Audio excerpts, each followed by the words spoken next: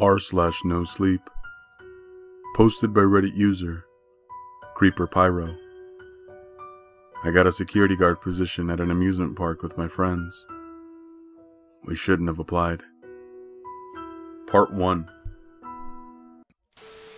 Yeah, my friends and I are broke college students. We found an ad that seemed too good to be true. I wish we had trusted our gut feelings. No prior experience needed. Earn $150 per shift as a night guard. 3 positions needed. We've been friends for as long as I can remember. For simplicity, I'll call them K and D. For reference, I'm L. K is my best friend. We're inseparable. We have a bond that we just can tell what is up with each other. D is my second best friend. Our personalities just click. K, D, and I just love to goof off, and all of us together are just a riot. We all quickly submitted our applications, and we got a response within a few hours that all of us could start tonight. What luck. We're all just excited we could work together. Some luck this really was. We didn't even need to do an interview. We should have not done this right there and then. I got an email to be at the amusement park at 5:30. K and D got an email to be there at 8 when the park closes, which struck me as rather odd that I would have to go in earlier than them, but I didn't complain. I thought that maybe I would get paid more. Around 5 p.m. I told them I would see them later and left for the park. I got there around 5:15, as it was rather close where we were at the time. The park seemed empty. Even though it was around 3 hours until it closed, I found a note taped to the front gate. Welcome, new security guard. You may notice immediately that the park is empty. That's just because we wanted you to have a bit more time to prepare before your shift starts.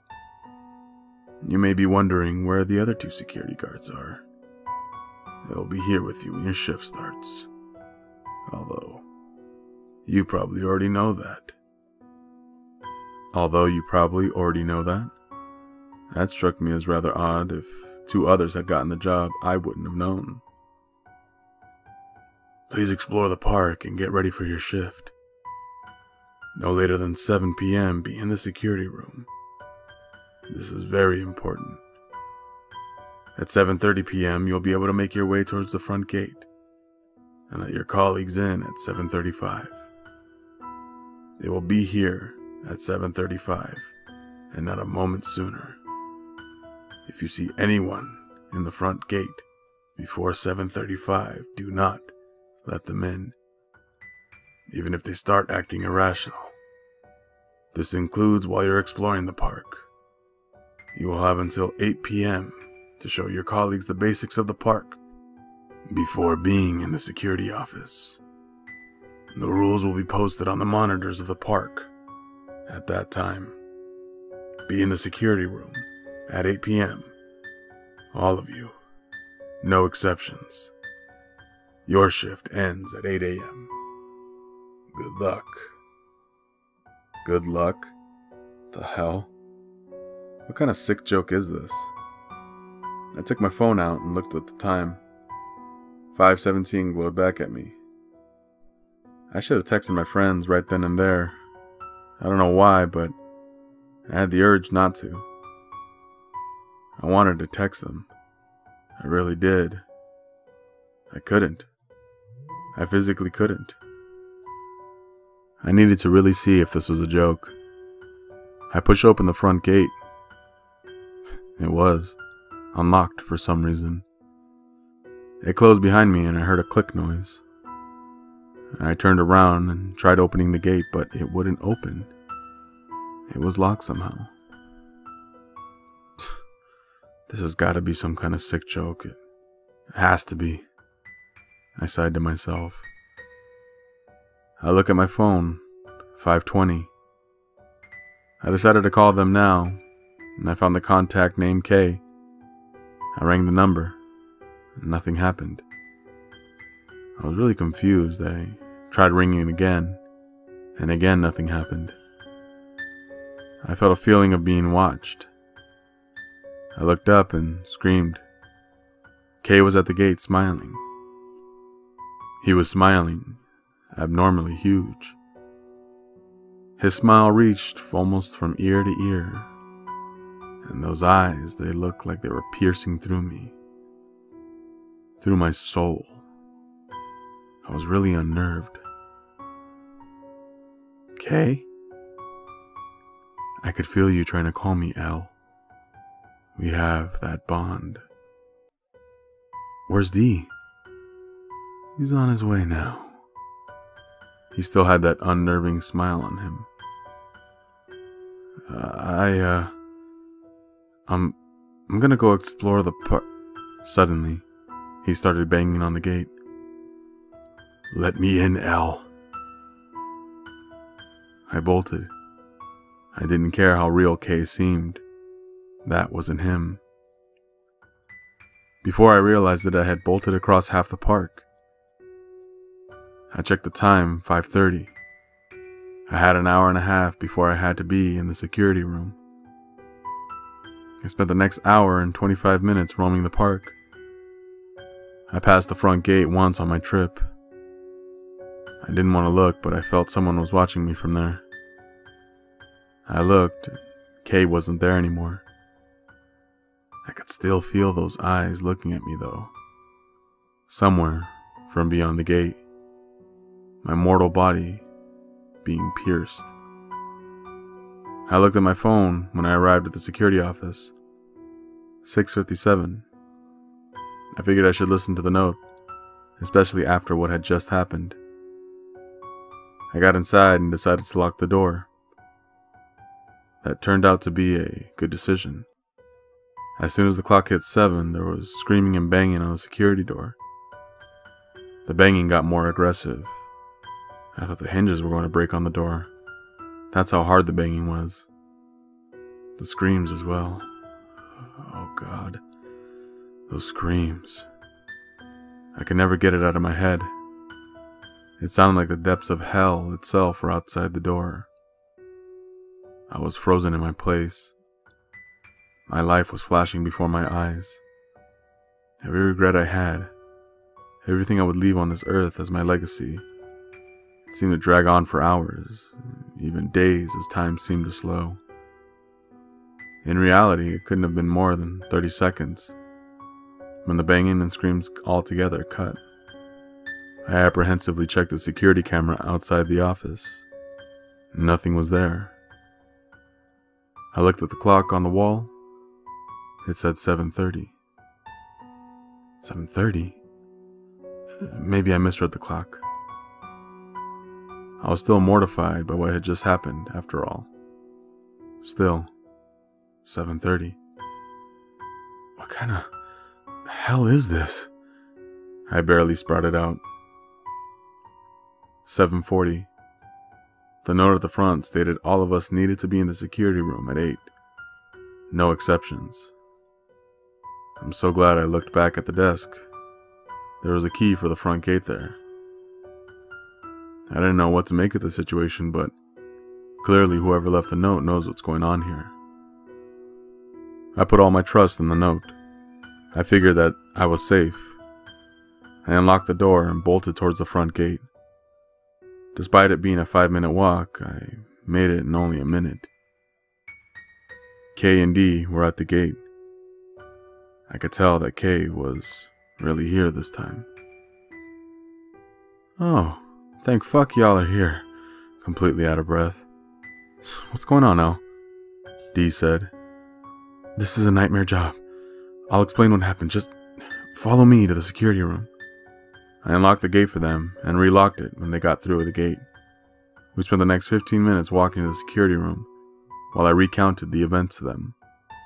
We entered the security room at 7:58. Dude, I don't believe you, D started. I don't know. He wouldn't lie about something like that. K chimed in. I decided to show them my front gate note I had in my pocket as proof. I reached into my pocket and grabbed nothing. The note wasn't there. What the fuck? The note's gone. What kind of paranormal shit is this? I spurted out. We closed the security room door and locked it. Told you he was bullshitting us, Dee said. I looked over at the monitors. I saw something I hadn't seen when I was here before. It was the rules on the monitors. There were 3 sheets of paper, each one for us. I grabbed mine. It stated, Rules for L. Number 1, do not under any circumstances break these rules. Be sure to check your rule sheet after every time you encounter a creature. This is your Bible for tonight, your safe haven. If you don't break any of the rules, you'll have a giant bonus in your checking account. All 3 sheets had the same rule number 1. Number 2, after you leave or enter the security office, lock the door starting after 8:15 p.m. L, you have the worst part of the job. We won't sugarcoat it. Your friends have way easier rules compared to you. Fuck. Number 3, you will start making rounds around the amusement park at 8:30. You will not see your colleagues during that time until you get back to the security office. You will be able to make 1 circle around the outskirts of the amusement park in 1 hour at a walking pace, making sure no one breaks in or out. If you see anyone trying to break out, yell at them and they will run back into the park. This is normal. Do not worry about them causing harm to your friends. They won't. If you see anyone trying to break in, make a break to the security office and pray you get back within 10 minutes. The furthest point from the security office will take you 30 minutes to get back if you walk. So far, no one has had a run from that point. If you don't see anyone trying to break in, you will get back to the security office at 9:30 p.m. Number 4, despite what happens while you make your rounds around the outskirts, and what time you get back, you have to start making another round around the amusement park before 10:30. If you don't want to know what happens if you don't leave before then, you won't see anyone breaking in or out this time. This is just a normal walk around the park for an hour. You will get back to the security office at 11:30 p.m. Even if it only feels like 5 minutes, or even if it feels like a full day. This is the calmest hour for you if you get very unlucky during your shift. Take as long as you need. You may see your colleagues during this time. You'll be able to talk to them normally. However, they will have no recollection of what happens when you talk to them after being outside of the security office. Number 5, you will start making your rounds around the attraction of the park at 12:30 a.m. Kay will take your place around the outskirts, and you will take Dee's place during the time. You have 3 hours to make rounds around the park attractions. That's plenty of time. As long as you explore the entire park, you can go back to the security office early. This is where the rules started to truly worry me, especially after what happened earlier. Number 6, L. If you had seen anything at the front gate before 7:35, you will see them again during this part of the shift. If you didn't see anything, skip to rule 7. Check behind you every 5 minutes. Hopefully for the first 30 you won't see it. It makes your shift much easier. There's a very good chance that at the 35 mark you will see them. If you see them, you must make eye contact with them. Stare at it for 15 seconds, and then blink and it will disappear. If you blink before then, it will seem like it have gotten closer. They have. Continue to look behind you every 15 minutes from the first time you see them. For example, if you see them at the 20-minute mark, check at the 45 mark. If you don't see them at the 35 mark, they will appear at the hour-and-a-half mark.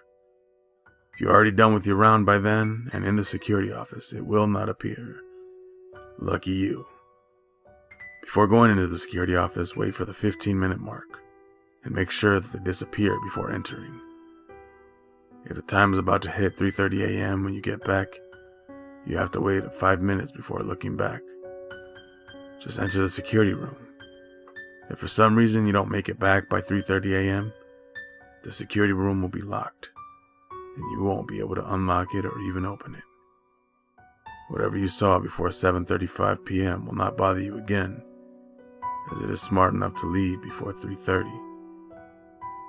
You have 3 mistakes. Use them wisely.